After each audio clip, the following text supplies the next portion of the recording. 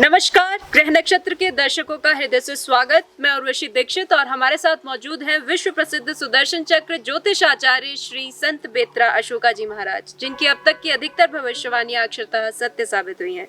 श्री संत बेत्रा जी, ग्रह नक्षत्र के चैनल पर आपका स्वागत है। नमस्कार। नमस्कार। आज हम चर्चा करेंगे 7 threats to India in next 7 months पर।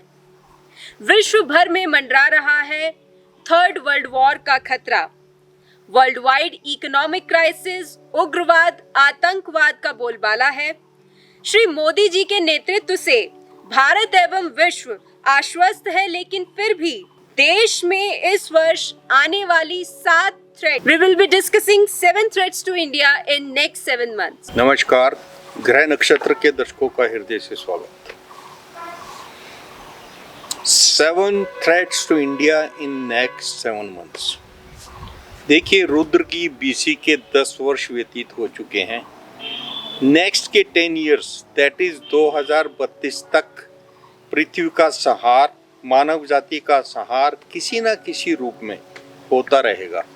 एटॉमिक वार, केमिकल वार, धार्मिक जिहाद के कारण मानव जाति का बहुतायत में संहार होगा।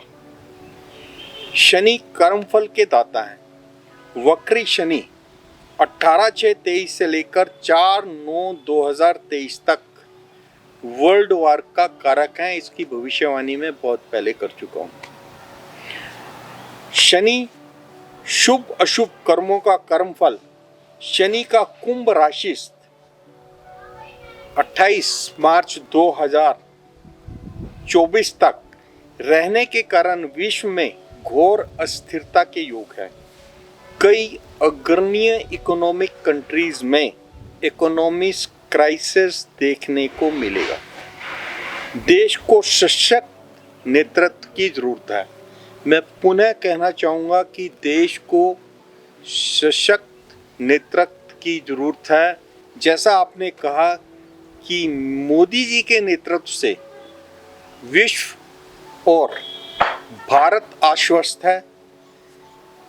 मोदी जी देश के ही नहीं, विदेश के लास्ट 3 ईयर से टॉप रेटेड लीडर चुने गए हैं। तो इसलिए भारत का ये सौभाग्य है कि भारत के पास जो है आपका मोदी जी जैसे नेतृत्व है और उसको हमको आगे जारी रखना है। थ्रेट नंबर 2, सेकुलर स्टेट्स के नाम पर विलेजेस में इस्लामिक स्टेट के कैंसर की रोकथाम प्रायोरिटी पर करनी होगी। एनआरसी का implementation is the necessity of time. Bharat में जब से आपका संविधान में सेकुलर वर्ल्ड को जोड़ा गया इमरजेंसी के दौरान, तब से भारत देश नहीं एक धर्मशाला के रूप में देखा जा रहा है। बाहर के लोग किसी भी तरीके से बॉर्डर पार करके देश में एंट्री ले लेते हैं, चाहे वो बांग्लादेशी हैं, चाहे आपके रोहिंग्या हैं। उसके बाद वोट लोलुप हमारे जो राजनेता हैं, जिनको तुष्टीकरण की राजनीति करनी है, वो लोग जो हैं इनको प्रोत्साहित करते हैं, इनके वोटर आईडी कार्ड बनवा देते हैं, राशन कार्ड बना देते हैं और इनके रहने की व्यवस्था प्रॉपर कर देते हैं। अपने वोट बैंक को बहुत ही सुनियोजित ढंग से वोट बैंक की जो डेमोग्राफी है उसको ये चेंज कर रहे हैं, जिसके कारण देश में जो है एनआरसी का इम्प्लीमेंटेशन जो है that is necessity of time. तो जो सेकंड थ्रेट है वो सेकुलर स्टेट के नाम में विलेजेस में जो इस्लामिक स्टेट्स के कैंसर है, इसकी रोकथाम को प्रायोरिटी पर करना होगा। क्योंकि शहरों में तो ये चीज़ें नज़र आ जाती हैं, क्योंकि शहरों में आपको स्पेस इतना खाली नहीं मिलेगा। फिर भी ये लोग रेलवे स्टेशंस के किनारे पे, सड़कों के किनारों पे, जहाँ इनको जगह मिलती है ये अपना जो है बसेरा डाल देते हैं, अपने तंबू डाल देते हैं और चौराहों पर जाकर भीख मांगकर अपना गुजारा कर रहे हैं। आस्ता आस्ता ये जो नेता हैं हमारे, जो वोट बैंक की तुष्टीकरण का वोट बैंक को अपने साथ लेकर चल रहे हैं, वो जो है इनको प्रोत्साहित करते और इनको वोटर आईडी कार्ड और घरों की व्यवस्था कर रहे हैं, जो देश के लिए सबसे बड़ा खतरा है। थ्रेट नंबर 3, भारत की जनसंख्या अगर आप एनालाइज करेंगे तो 45,000 पर डे की दर से इंक्रीज हो रही है। जनसंख्या अधिनियम का कानून समय की पुकार है। अगर जनसंख्या अधिनियम का कानून समय से नहीं इंप्लीमेंट हुआ तो किसी भी प्रकार का सोशल रिफॉर्म देश को प्रगतिशील, समृद्धिशील नहीं बना सकता।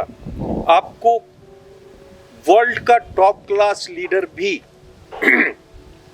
अगर जनसंख्या का कंट्रोल नहीं है तो आपकी देश को जो है गरीबी से बाहर नहीं ला सकता। तो इसलिए जनसंख्या अधिनियम कानून का इम्प्लीमेंट होना बहुत ज़रूरी है। आप देखिएगा कि इसकी भविष्यवाणी 2 साल में पहले मैंने नीम करोली बाबा से की थी कि देश में जो है आपका जनसंख्या अधिनियम कानून की बहुत बड़ी आवश्यकता है और ये इम्प्लीमेंट होना चाहिए, अन्यथा किसी भी प्रकार का सोशल रिफॉर्म या प्रगति या विकास जो है वो देश को समृद्धिशाली नहीं बनने देगा।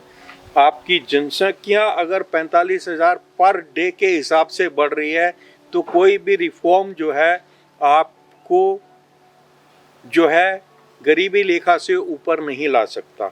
इसलिए जनसंख्या अधिनियम कानून का इम्प्लीमेंट होना बहुत ज़रूरी है और जिसकी जो मैं भविष्यवाणी कर रहा हूँ 2024-25 में जनसंख्या अधिनियम कानून जो है ये संसद से पास होगा और all over the India implement होगा।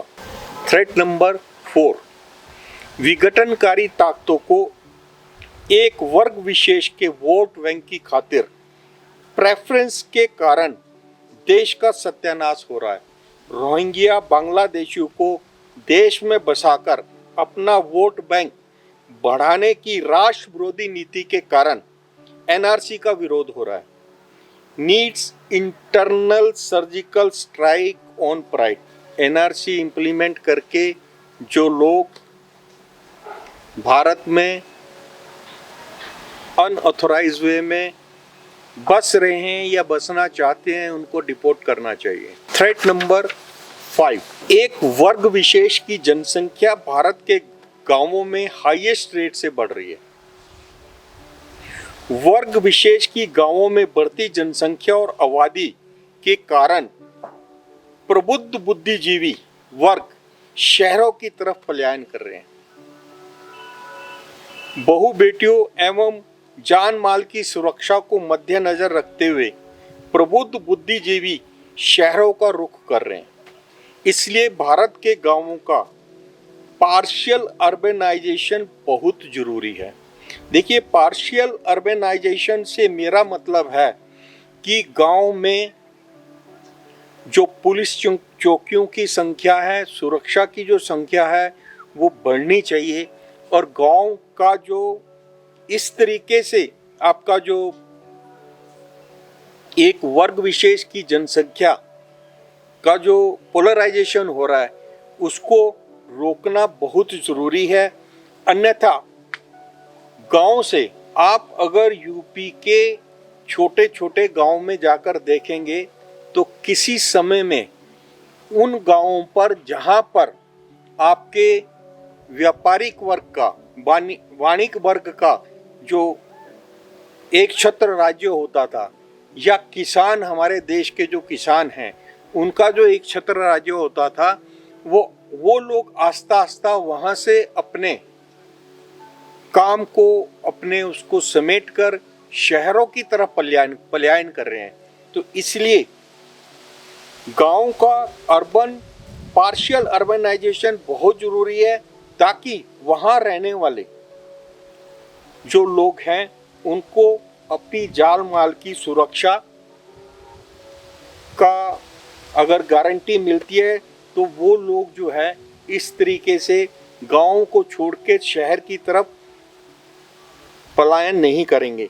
इसके लिए सोशल इंटरनल सर्जिकल स्ट्राइक, जिस तरीके से ये सर्जिकल स्ट्राइक जो है ये बुलडोजर बाबा की तर्ज पर होनी चाहिए। थ्रेट नंबर 6, देखिए 2014 15 मई को जो मैंने भविष्यवाणी की थी आपका इलेक्ट्रॉनिक मीडिया पे सुदर्शन न्यूज़ पर, उसमें मैंने ये कहा था कि परिवारवाद और जातिवाद से आम आवाम जो है उनका रुख जो है हटता नजर आएगा।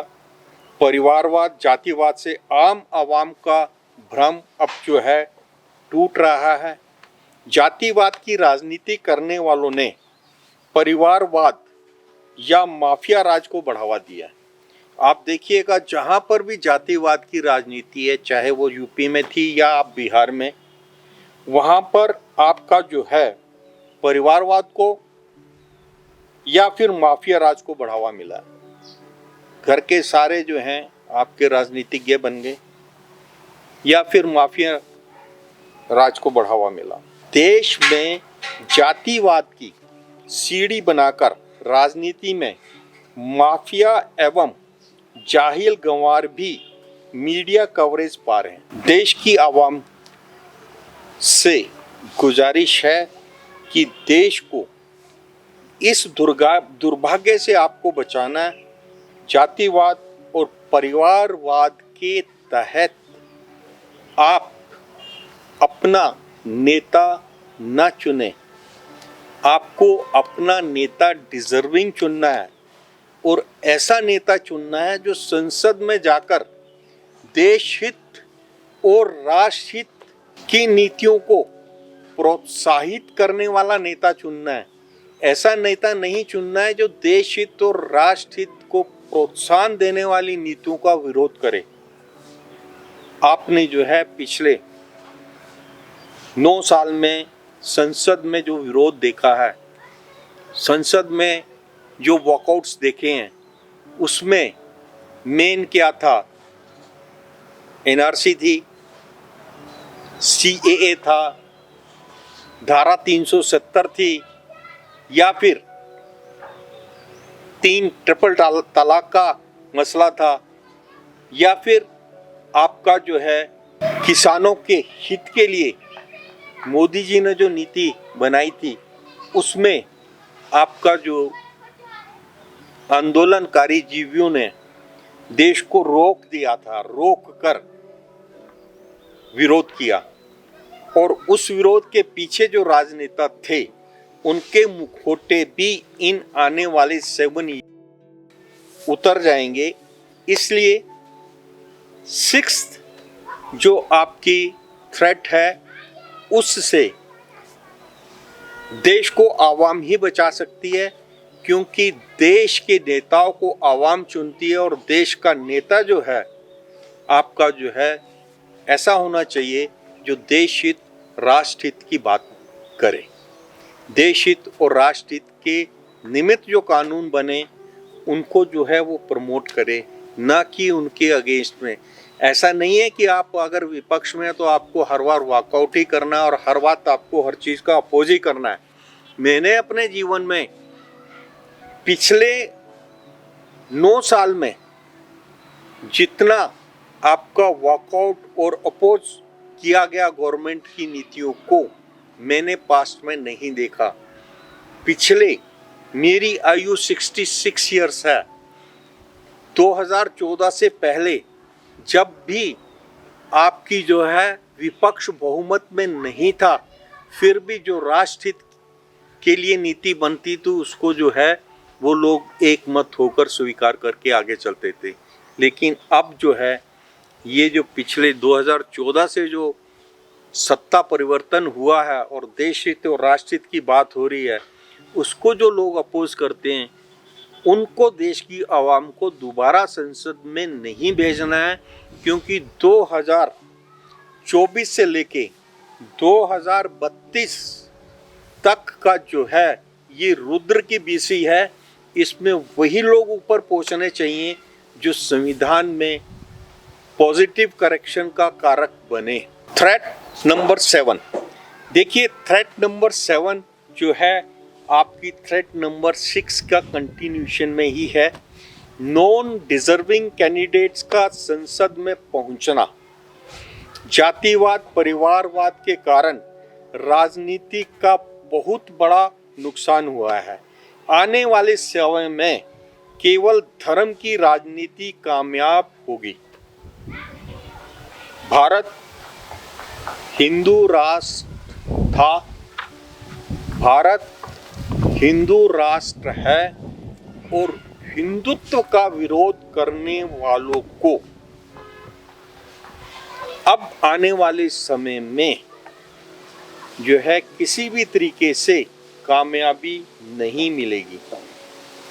जातिवाद एवं परिवारवाद की राजनीति ने देश का भट्ठा बिठा दिया है।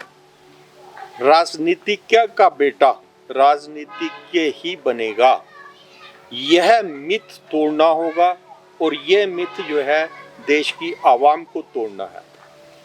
इसकी जिम्मेवारी देश की जनता की है। राजनीति में आने का भी फिक्स और मिनिमम क्वालिफिकेशन का मापदंड होना बहुत ज़रूरी है। ये मापदंड होना चाहिए और इसका विधेयक जो है संसद में आना चाहिए, ताकि देश को समझदार लोगों का, देशभक्त लोगों का मार्गदर्शन प्राप्त हो। ऐसे लोग संसद में ना पहुंचे जो देश हित, राष्ट्र हित की बात करने वाले नेतृत्व का अपोज करें। देखिए इस वक्त देश में आपकी संसद में जो है बहुमत की सरकार है। बहुमत की सरकार द्वारा लाए गए विधेयक पास हुए, लेकिन अपोजिशन ने उसको सिरे से नकारा, सिरे से खारिज किया।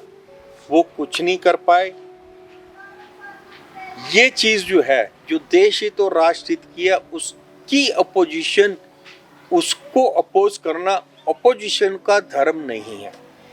आने वाले टाइम में आप किसी भी पार्टी को चुनें, लेकिन इस चीज़ का आप ध्यान रखें कि वो लोग राष्ट्रभक्त हों, देशभक्त हों, और उनका मार्गदर्शन जो है देश को मिलना चाहिए। देखिए एनआरसी जो है ये तभी लागू होगा जब देश में से जातिवाद खत्म होगा, और जातिवाद का फायदा जो है चंद नेताओं को हो रहा है, ना कि जाति विशेष को।